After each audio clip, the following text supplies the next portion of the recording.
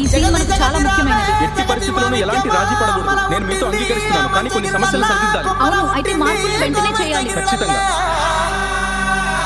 అఖిలాండ కోటి బ్రహ్మాండ నాయకి ఆది పరాశక్తి లోకమాత పల్లజడుల పరమేశ్వరి